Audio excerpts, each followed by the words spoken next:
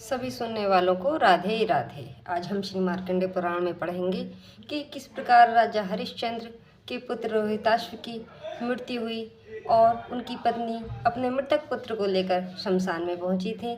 जब राजा हरिश्चंद्र ने उन्हें पहचाना तो वे किस प्रकार विलाप करने लगे। अब तक की कथा में हमने यहाँ तक पढ़ा है। अब हम आगे की कथा में पढ़ेंगे कि किस प्रकार राजा ने अपने पुत्र का अंतिम संस्कार किया और किस प्रकार राजा ने स्वयं को और रानी को अपने कर्तव्य पर चलने के लिए तैयार किया।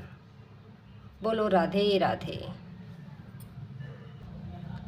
राजा ने कहा, हा हा वत्स, सुंदर नेत्र, भौन, नासिका और केशों से युक्त तुम्हारा यह शरीर सुकुमार एवं दीनमुख देखकर मेरा हृदय क्यों नहीं विदीर्ण हो जाता।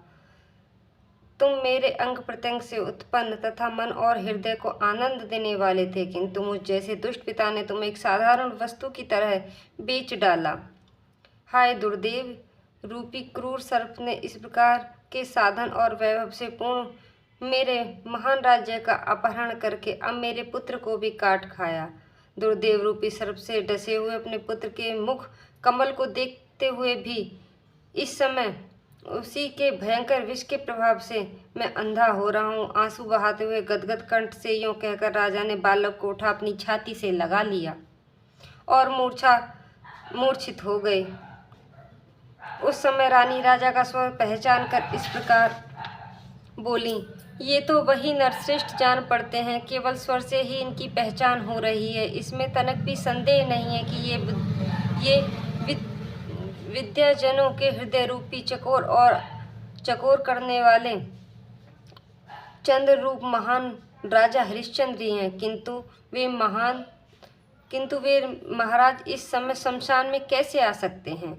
अब शैव्या पुत्र शोक को भूलकर गिरे हुए पति को देखने लगी। पति और पुत्र दोनों की चिंता से पीड़ित, विस्मित एवं दीन हुई रानी जब पति की दशा का निरीक्षण कर रही थी, उसी समय उनकी दृष्टि अपने स्वामी के दंड पर पड़ी, जो बहुत ही घृणित एवं चंडाल के धारण करने योग्य था। यह देखते ही रानी बेहोश होकर गिर पड़ी। फिर धीरे धीरे जब चेत हुआ तो गदगद वाणी से कहने लगी, ओह देव, तूने देवता के समान क्रांतिमान इन महाराज को चंडाल की दशा में पहुंचा दिया। तूने इनके राज्य का नाश, स्वहृदों का त्याग और स्त्री पुत्र का विक्रय कराकर भी नहीं छोड़ा। आखिर इन्हें राजा से चंडाल बना दिया।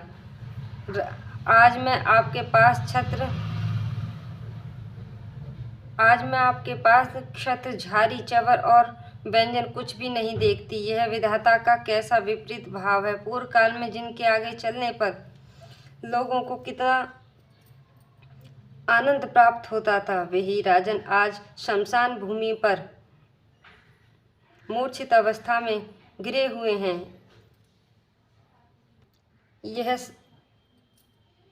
यह शमशान की भूमि बड़ी ही देखने में भयानक लगती है। यहाँ जहाँ खोपड़ियों से लगे हुए कितने ही धड़ों चारों ओर भरे पड़े हैं। गीदड़ों के भयंकर नाद सुनकर छोटे छोटे पक्षी भाग गए हैं।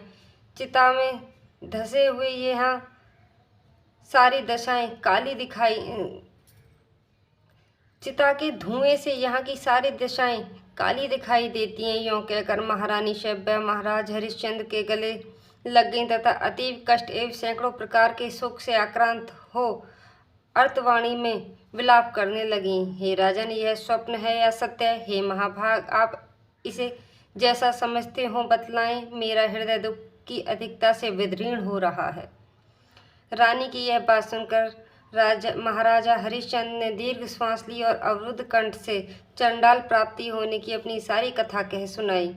उसे सुनकर रानी को बड़ा दुख हुआ और उसने गरम गरम सांसें खींचकर बहुत देर तक रोदन करने के पश्चात अपने पुत्र की मृत्यु की यथार्थ घटना निवेदित की।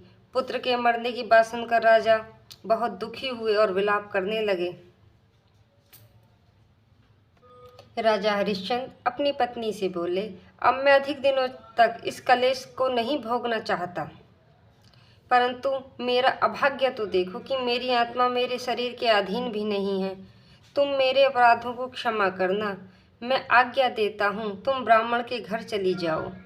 हे शुभे, मैं राजपत्नी हूँ, इस प्रकार अभिमान में आकर कभी भी उस ब्राह्मण का अपमान मत करना। सब प्रकार से प्रयत्न करके उसे संतुष्ट रखना, क्योंकि स्वामी देवता के समान होता है। रानी बोली, हे राजश्री, मुझसे भी अभी यह दुख का भार नहीं सहा जाता, अतः आपके साथ ही मैं भी चिता की जलती हुई अग्नि में प्रवेश करूंगी। यह सुनकर राजा ने कहा, हे पतिव्रते, जैसी तुम्हारी इच्छा वैसा ही करो।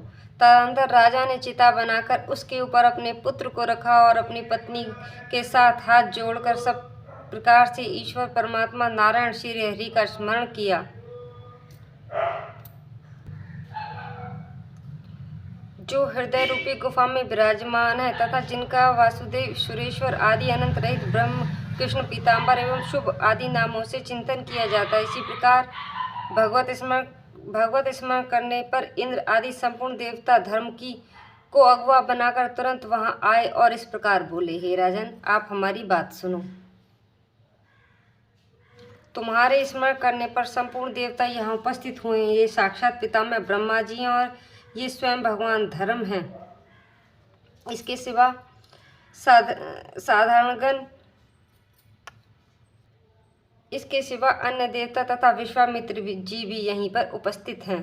तत्पश्चात धर्म ने कहा, हे राजन, प्राण त्यागने का विचार न करो, मैं साक्षात धर्म तुम्हारे पास आया हूँ। तुमने अपने क्षमा, इंद्रिय संयम तथा सत्यादि गुणों से मुझे संतुष्ट किया है। इंद्र बोले, हे महाभाग हरिश्चंद्र, मैं देवेंद्र इंद्र तुम्हारे पास आया हूँ। तुमने स्त्री के साथ सनातन लोकों पर अधिकार प्राप्त किया है।